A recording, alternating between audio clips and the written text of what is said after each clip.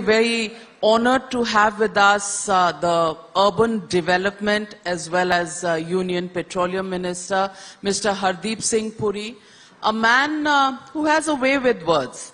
So, Mr. Hardeep Puri, how would you look at India today? 7.2% GDP growth. Everybody in the world is lauding you, but back home, not one person in the opposition is impressed with the achievements of the Modi Sarkar. So, where does that take us? First of all, thank you very much for having me here this evening, and I see both the quality of the audience and that look in your eyes that you're wanting to trip me right in the beginning of the program. Look, this question can be answered at a serious level by saying that in any democracy, the opposition has an inherent right to oppose. But equally, anything that you say in a democracy is also subject to what is called the doctrine of common sense. Now, if something is going well and you oppose it, then who was it? I don't know, Benjamin Franklin or someone who said, you know, fools will always oppose, but then at the end of the day they are fools. Some expression to that effect.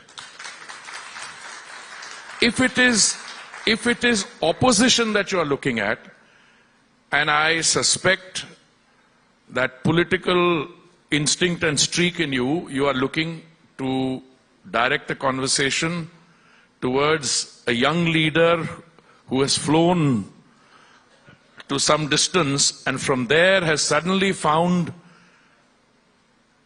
a concern about the functioning of democracy and the treatment of minorities. So let me tell you, minorities,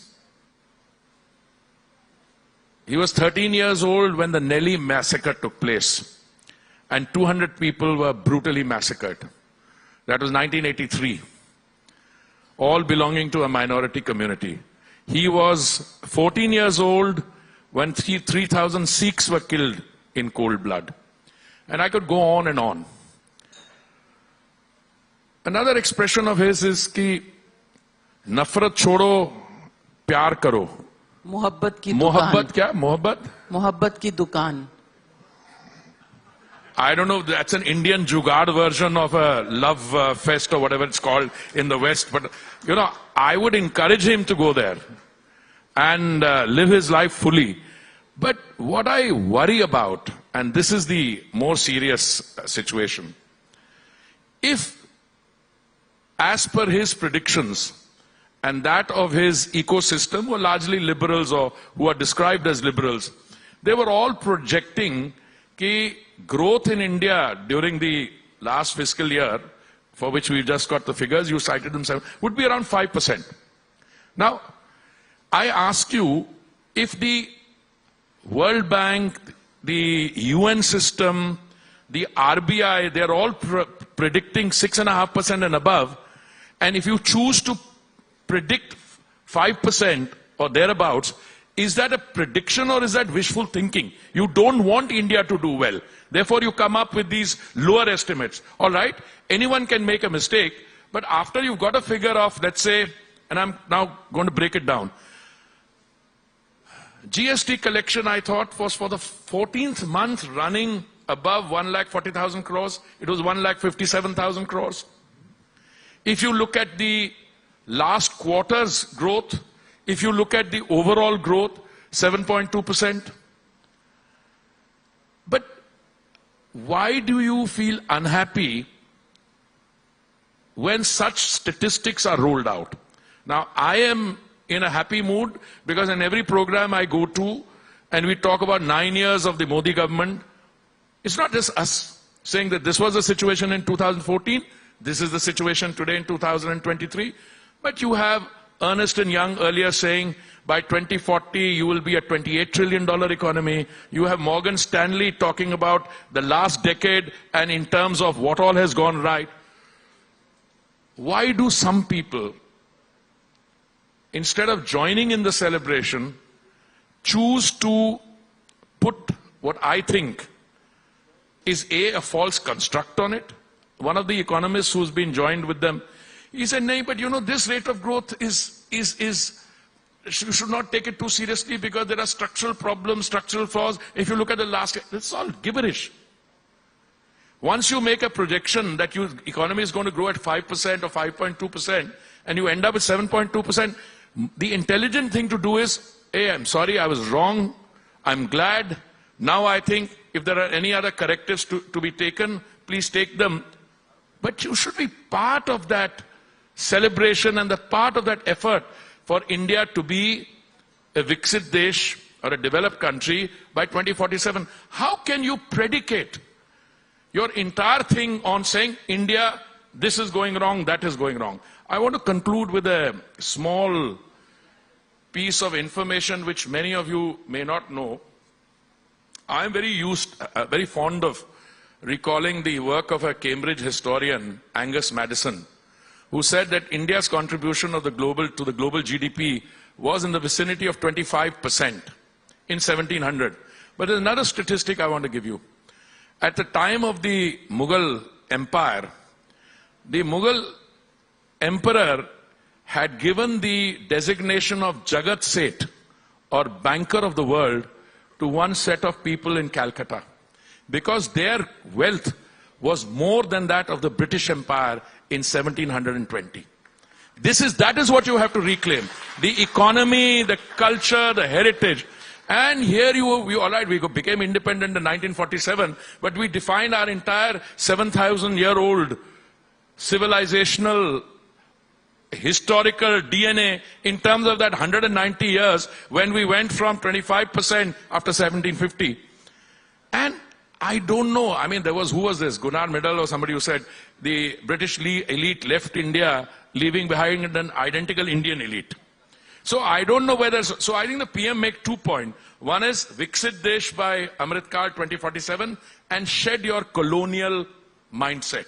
I think some of these guys are having difficulty because they run away from the local domestic arena, periodically go to London or the Big Apple or San Francisco somewhere, and then identify with people who organize programs. I wish somebody would check their antecedents.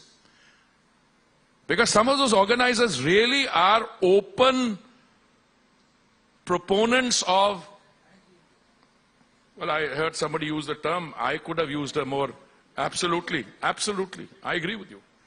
There is a organized effort. It's to say that there are lobbies for X, Y, and Z is too mild. There's an organized effort, obviously financed by someone, say, "Bhai, India can do no right." So anything that you're doing well economically, you're doing well in something else, India's infrastructure is beginning to take a new shape, and you have this, what do you call it, whining and carping. But Mr. Hardeep Singh Puri, the question is, it's not just Mr. Rahul Gandhi. The entire opposition says that you are on a permanent high. You see everything extremely rosy when things are not that rosy. Simply, if you look at the employment numbers, simply if you look at the number of people below the poverty line, another project of your ministry, the smart cities, they very often pick that up and say, "Kahan hai smart city?" And they poke holes and they say the achievement of the Modi Sarkar is to let loose agencies after every single opposition leader. My question to you is, are we looking at a situation where any consensus, any dialogue is also going to be passed of our golden civilizational history of the past? No, not at all, not at all. First of all, you've covered several issues. What is the situation in terms of economic indices? I think the performance of the 9 years and what the international agencies are saying, let's accept those figures for the moment. Insofar as joining a consensus and insofar as being part of the mainstream is concerned, I'd say 2 things to you. One, it takes 2 to tango. I mean, the government can reach out to the opposition parties, and the government does make that effort to reach out. I say that with a sense of responsibility because I've been part of that effort to reach out. If the other side, and I don't mean, because many of the opposition parties are very happy in not only being present when the new Temple of Democracy is opened, but who for somehow couldn't be there, they send us messages.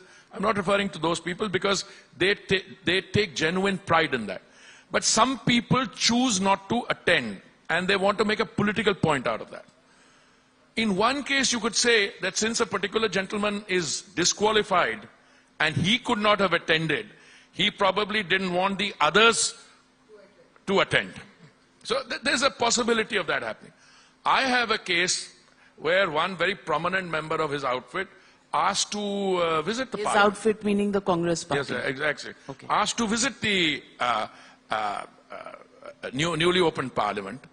I find it odd if you had an invitation to attend, but you chose not to because you want to make a political point and then you want a conducted tour thereafter. We'll take a decision on that separately. I have a feeling, and this is thing, that insofar as the public discourse is concerned, these kinds of actions, boycotting this, not allowing parliament to function, jumping into the well of the house, these all have a diminishing return. This is my view. And I think the history of our previous 9 years and where we are going, you have one side categorically saying that good governance means Vikas, figures for, forget about the, what's happening in terms of 74 more new airports. That's important also because the Udan scheme means that you've got much broader coverage. Not only that, we've got the 22nd Vande Bharat running. Not only because of that, look at the health sector. What are they talking about? I'll mention 3 things to you. One is the Ayushman Bharat scheme. Please look at how many beneficiaries you have under that. People who could never go and get proper medical care now get 5 lakhs of rupees per year, and all those cases are empirically verifiable. Then there is a scheme whereby you can buy medicines, generics, at 1/10 the price, Jan Aushadhi Kendras. And then look at the vaccines. I mean, you have a gathering here in India's capital city. I don't see one person wearing a mask. I was in Lucknow the other day, where I had a house full, 750 young social media influencers. So I just asked, aap sabne double dose liye vaccine ki? Some people at the on the first floor were waving no. So I got a little worried. He said, nahi, humne 3 liye. You have a gathering like this, you look at television, you look at events in a large country which calls itself a developing country but has a $12.5 trillion economy. You know whom I'm referring to. Everybody's wearing a mask. The speakers are wearing masks. If you were interviewing me in that country, you and I would be wearing masks. So, fact is, something has gone right during this period. And that effort of the Prime Minister, one, post 2014, what he has done, then during the pandemic, the management of and the resurrection of the health sector. I think today we can be justifiably proud. These guys, and I'm again choosing my words carefully, whatever little vaccine manufacturing capacity we had in the public sector was dismantled between the years 2004 and 14. We had to start from scratch, and today, I don't know what figures are being quoted on your show, but I think the real figure is 224 crore vaccine doses manufactured and distributed free. What more do you want for the people? Now, for the opposition says this, opposition says that. I know it's your job to occasionally repeat what the opposition says, but I would feel sorry for them for something else. They don't do their homework.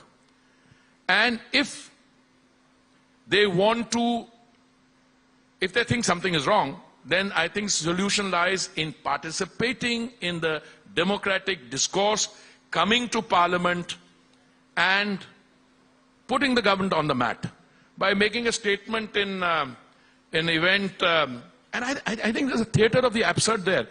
An organization which recommended the imposition of Sharia law, he calls them secular? The Muslim League. I don't know, something IUML or something like that. I mean, if it's the same organization which he is describing as secular, he should find out. They were recommending the imposition of Sharia law. Mr. Hardeep Puri, the fact is, despite all of this, despite everything in statistical terms going right for the government, you still lost the elections in Karnataka. Oh, I'm glad that we occasionally lose elections also. Otherwise, they say that EVMs are not functioning. I mean, there is one very prominent member who used to be part of that party. Now he went across somewhere else because he wanted a Rajya Sabha seat, which he got. He used to be my teacher. He actually organized a group to look at the malfunctioning of EVMs. So I was hoping that something like that would happen. Not a tune, nowhere. Look, let's get serious. In a democracy, this is not the first time a sitting party, I'm talking from 1947 onwards, and I'm very fond of telling this story. When I was writing my second book, at that time, the Congress party won, I think, in Rajasthan and Madhya Pradesh. And the publisher called me and said, "Sir, would you like to revisit your conclusions?" Because my conclusions was that the BJP was headed for 300 plus in 2019. I said, "Please allow me to write an extended introduction where I will address this particular point." Navika, democracy is all about testing assumptions. If people make mistakes, you have the opportunity to introspect, or you should introspect, see where you went wrong, and then stand up and get going. And I think the BJP, not only because it is a large political party, and it has a lot of internal democracy reconciliation also, I think whatever happened in Karnataka, our vote share didn't go down, it's 36%. In Himachal, I think the vote share difference was 0.9%. There may have been other mistakes we made, and we will gladly acknowledge those and correct those. But going forward from here to 2024, you asked me one question about the agencies. And my favorite story there is, if you are recruiting teachers, and thousands of teachers apply, and then you grade them or you list them, and periodically it's found that you don't take the top 24, you take somebody there, and the word goes around that you're collecting money for those appointments, it's not the agency which initiated the action.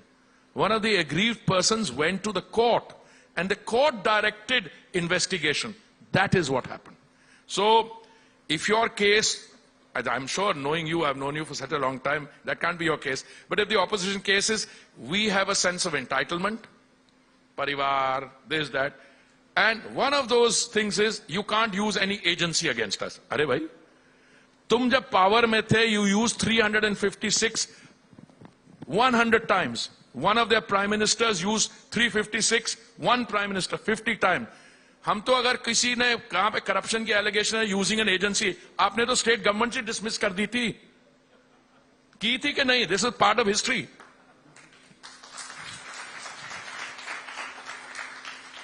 Let me pick up on the point where you said that ahead of the 2019 elections, you were writing a book and you predicted a 300 plus victory. My question to you is, are you currently writing a book for 2024? I'll tell you something. I'll make the prediction without writing a book.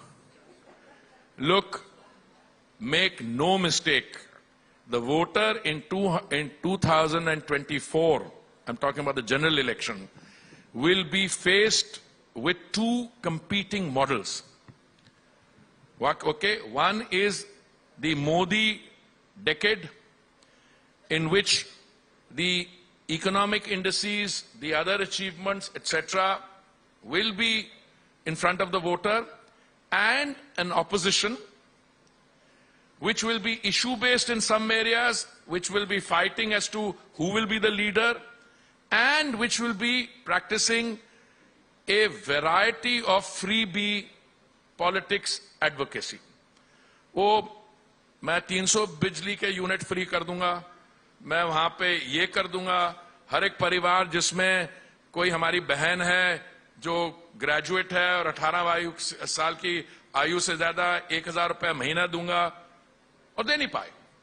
Then they से भाई इन्होंने तो 70 साल राज किया, हमें 1 साल ही हुआ, हमें 1 साल और दे दिया. Look, just look at the financial situation of those states.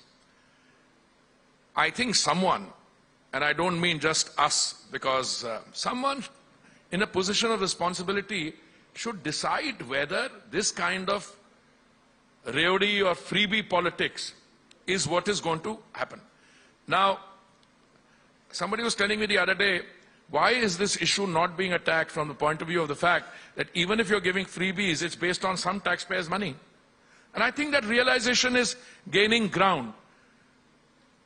I have absolutely no doubt that the 2024 election, based on the delivery of goods and services to the most vulnerable sections of Indian society by the Modi government, will be the basis, and then the voter will judge.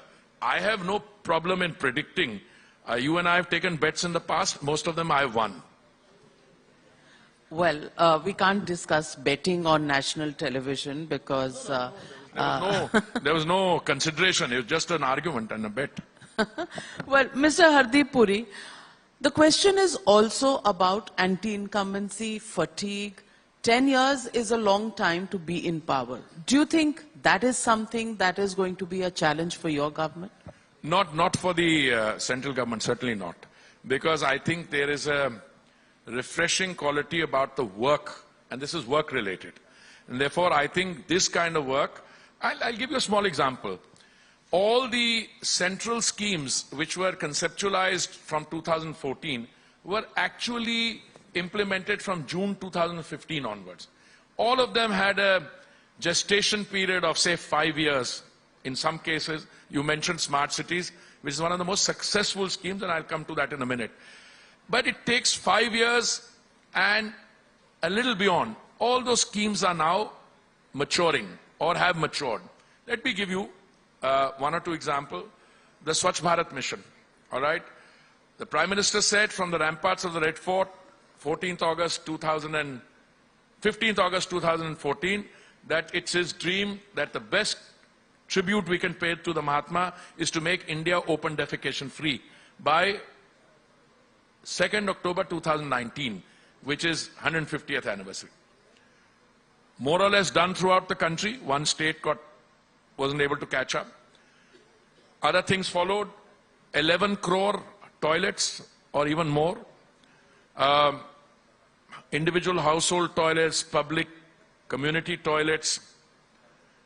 Amrut scheme, where 500 cities with a population of over 1 lakh were given water tap connections, sewage treatment, etc. But when those schemes finished or were nearing completion, SBM 2.0 and Amrut 2.0 were announced, and they are now in full play. 4,71,000 crore provisioning, which means what was then a small urban scheme was expanded, and now the whole country is covered, both through the urban and rural component. When you have work of that kind, the work speaks, and I think it introduces what I call pro-incumbency, rather than the fatigue of seeing the same person again. Which, I mean, Gujarat is a case in point. I mean, I saw the Gujarat figure. What is frightening about that is that, you know, next time will be very difficult to beat. But I think where you see work being done, you have that advantage. What if the opposition comes together on a platform? And there are many such platforms that are being constructed. One of them being Mr. Arvind Kejriwal, who after a Supreme Court verdict has now to face an ordinance that has been passed by your government, which doesn't allow him the leg room to operate as an independent elected government. And that's become a plank on which the opposition is trying to unite, at least in the short term.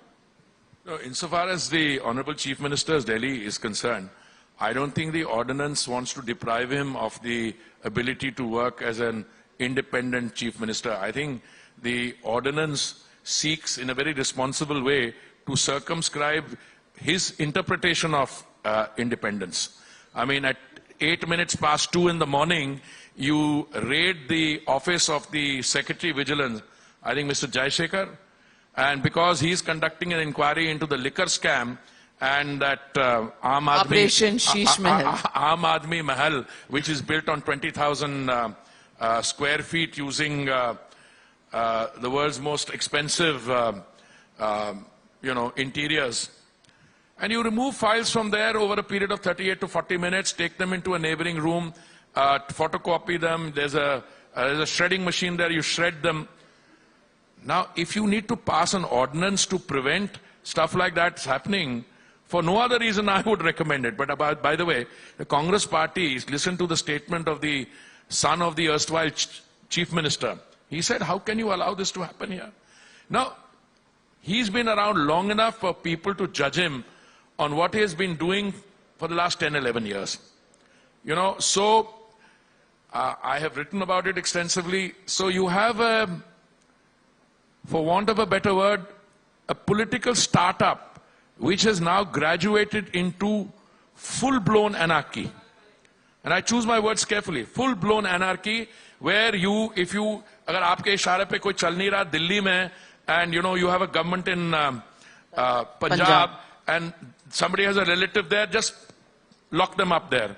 Or once they send their cops from Punjab here to pick up somebody from his home inside Delhi. Now, is this democratic governance?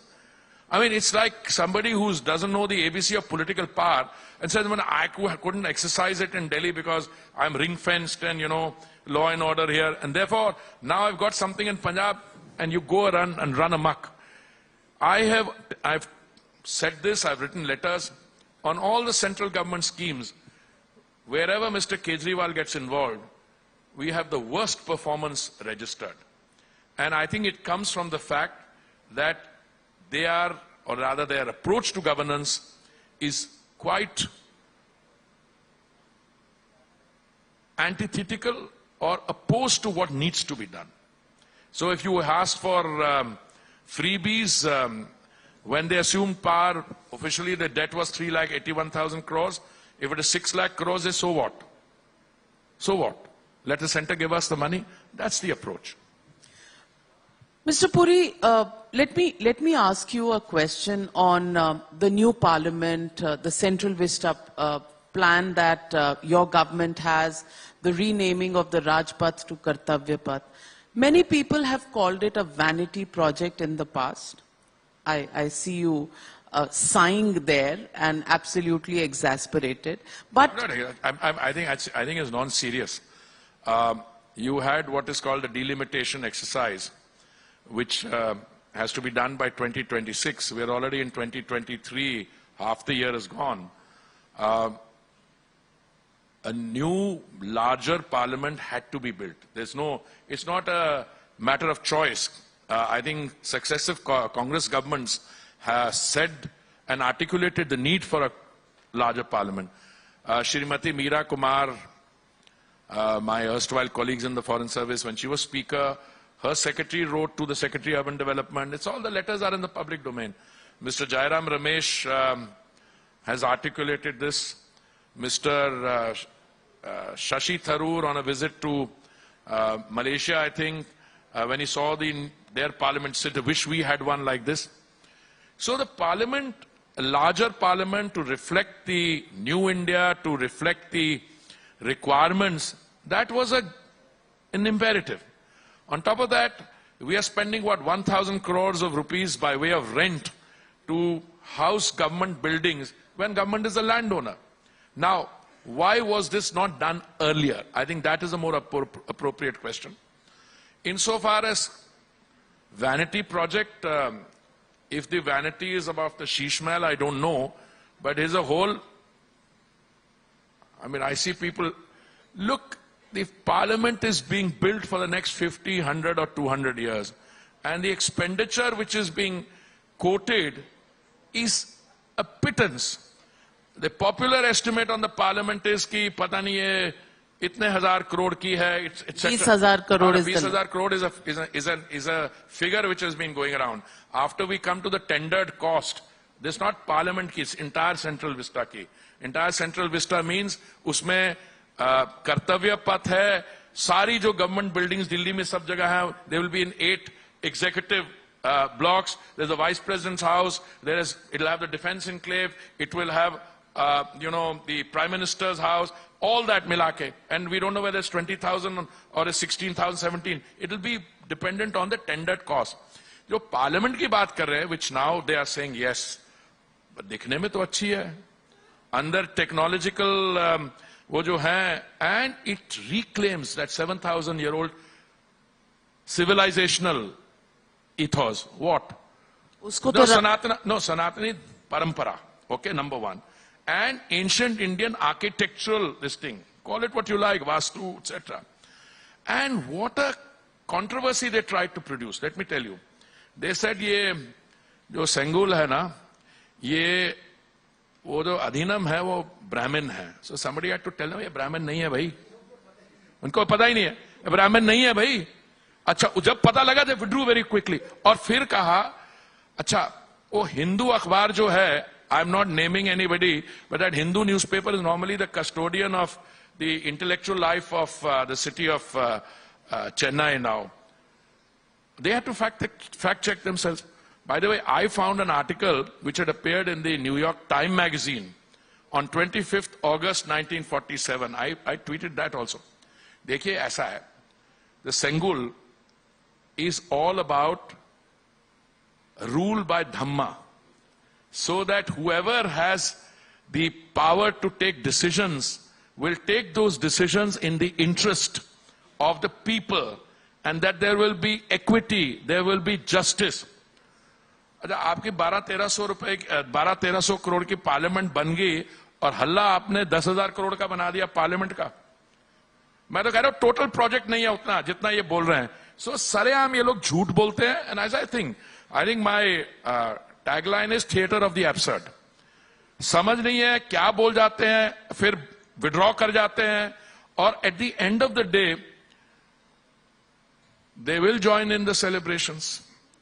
But when they will join in the celebrations is also a question of what kind of response they will get from the people. So I think how many times a year does he go abroad? your government would know better than you. I wouldn't know. How would I know? They keep. I mean, I don't know. I mean, he travels in the direction of Southeast Asia and West of Asia. Wonderful. But I think we might reach a stage where if we were to make these outlandish statements here, वहां पे भी था, वहां पे भी suddenly talked to minorities and all hell broke loose. You know, some of those guys, inspired agents, stood up and did this. So I think this is really the theater of the absurd. But he said, Sengol ko, they are lying down and all that. At least people should be thankful that I'm not lying down.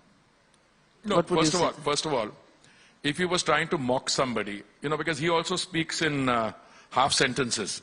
So, as far as the Sengol is concerned, I think it is a matter of public record that it was retained. First of all, the whole story on how, you know, it's entirely understandable that those who were assuming power in 1947 did not know about the Indian parampara and all. It's entirely possible. So they approached Rajaji. Okay? And Rajaji advised, according to information in the public domain, okay, ki aisa hai that this is Sengol. It was given to Lord Mountbatten and there were discussions. And then Lord Mountbatten ke baad, it was given to the Prime Minister, and it found its way into the museum at Prayagraj as Nehru's walking stick. So I rest my case on that. I mean, if this is the understanding that we have of what is our cultural ethos, rest it. And then you characterize somebody as a Brahmin, something as a walking stick. Mr. Hardeep Puri, because you're an author, because you're somebody who has a way with words, I want to do a short rapid fire on a political subject, which is the contenders for the PM's job in 2024. And I want you to Describe in one sentence each of the contenders. Rahul Gandhi. Pretender. Kejriwal. Huh? Kejriwal.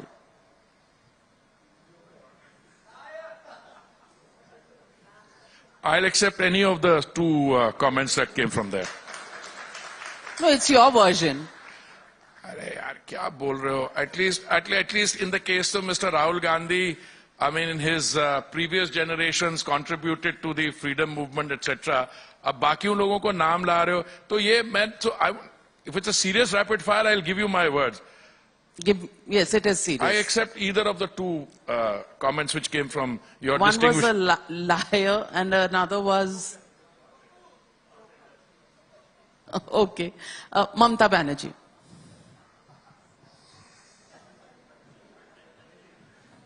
बड़ा time लगा रहे हो ये rapid fire question है.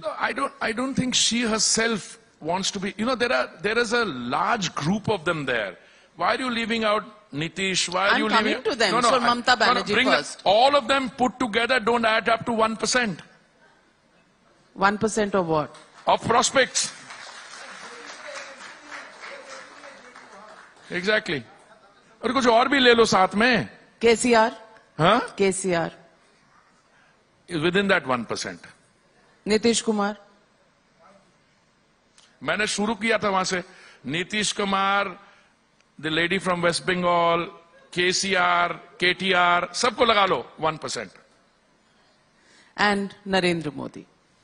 Well, look, I'll just put it to you this way, that any analysis you do, he will be judged by the fact that he was a hands-on chief minister of one state which recorded an economic performance in those 12 years, and he would have completed 10 years as a Prime Minister of India, during which India moved from the 10th position in terms of global positioning to the 5th position.